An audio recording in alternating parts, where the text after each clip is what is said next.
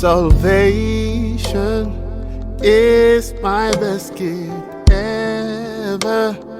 You're the tree of life. I was lost, now I am found. Ushobora kwemera nyuma yuko hari ukuri kumwe muri ino si, ariko nanone buri muntu wese afite ukuri kwe.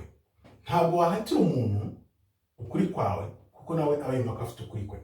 Ni nk'uko utahatira umuntu gukurikira Imana wumva ko ariyo nyamana kuko nawe akubwira ngo afite Imana ye n'ukwizera kwe. Ntabwo rero wahatira umuntu ukuri kwawe cyangwa ngo uhatire umuntu Imana yawe ukurikira kuko uzi ko ari Imana nyamana. Buri wese akurikira Imana ye, ariko tuzi ko nyuma y'ubuzima twese tuzabona ukuri, tubona iyo Mana nyamana yayo n'urubanza nyine y'urubanza zaruca. Icyo gihe ntawe nzakubwira ngo nakubwiye ngo ukurikira Imana uranga cyangwa umbwira ngo ntabwo wabimbwiye neza. Niyo mpamvu rero nk'abantu bahamagawe n'Imana tugerageza kwigisha abantu uko bikwiriye ko twabyeretswe kugira ngo tuvane abantu mu buyobe tubazane mu gakiza. Muraho neza, nongeye kubasuhuza mbifuriza amahoro y'Imana, imigisha y'Imana ibagereho. Jean Muhirwa, uyu munsi tukaba tugiye kuganira ukuntu wagira inyota yo gushakisha Imana. Ni gute ugira inyota yo gushakisha Imana nk'umuntu utarigeze ujya mu gakiza? Icya mbere, hari ijwi riba muri wewe rikubwira riti iki giye gukora ni cyiza cyangwa iki giye gukora ntabwo ari cyiza. Iryo jwi rero niryo rikuzanaho ububyutse kugira ngo winjire mu gakiza utangiye gushakisha Imana. Iryo jwi rikurikire uryumvire, numara kuryumvira nzi neza ko rizakuyobora mu nzira iboneye y'Imana kugira ngo iguhe agakiza. Kwiyemeza gukurikira Imana biterwa n'iki? Cyane cyane biterwa n'uko mbona muri iyi minsi nk'uko ubibona ngewe biteye agahinda kubona ukuntu abantu bizera Imana batazi yo mu buyobe. Bivuze ngo atari kubera ko batabizi ahubwo ariko bigishije. Bivuze iki?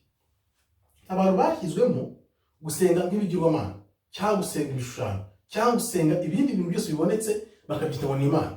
Uzi neza ko Bibiliya irakubwira ngo ntuzigere na rimwe usenga igishushanyo, ntuzakikubita inyuma, ntuzakikubite hasi mu gipfamire na gato bibaho, ariko ugakora ibinyuranye n'ibyo. Ubwo se urumva atari ubuyobe? Ni ubuyobe, ariko abantu ntabwo babizi kubera ko ari uko batojwe ubuzima bwabo bwose.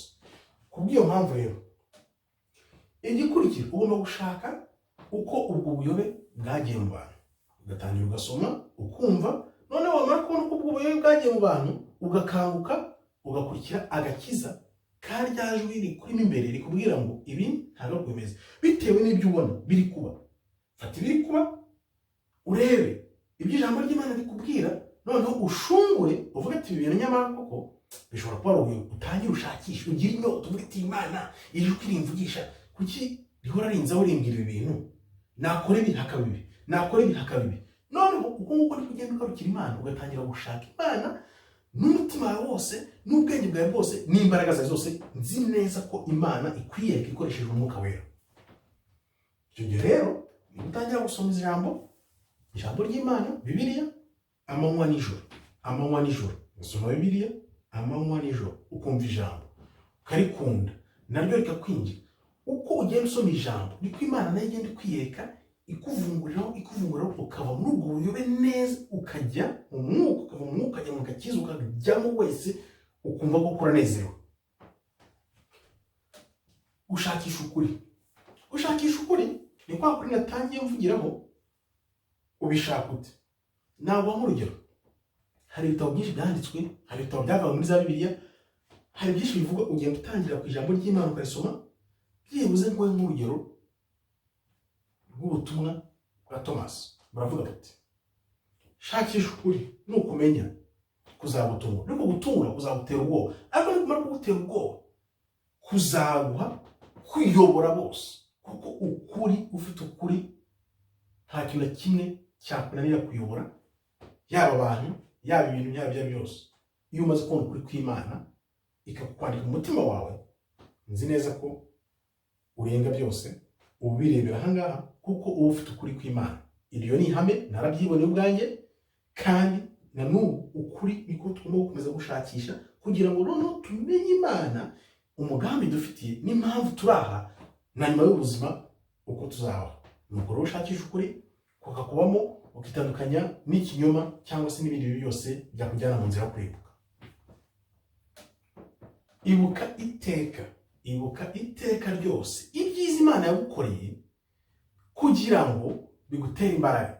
Iyo wibutse ibyiza Imana yagukoreye bigutera imbaraga, kandi nzi neza ko utirengagije Imana ntabwo izakwirengiza ngo ikureke na gato. Ntabwo Imana izagiye ikureka na gato. Igihe cyose wibuka ibyiza yakugiriye nibyo bizaguteza imbaraga zo gutsinda isi, ukanesha isi, ukuzura umwuka, ukaba mu gakiza, ukaba muri Yesu nawe akaba muri weho, byose bikabera yuko wesha icyubahiro Imana yawe yaguhanze. Murakoze rero, Imana ikomeze ibarinde. Shalom, shalom, shalom.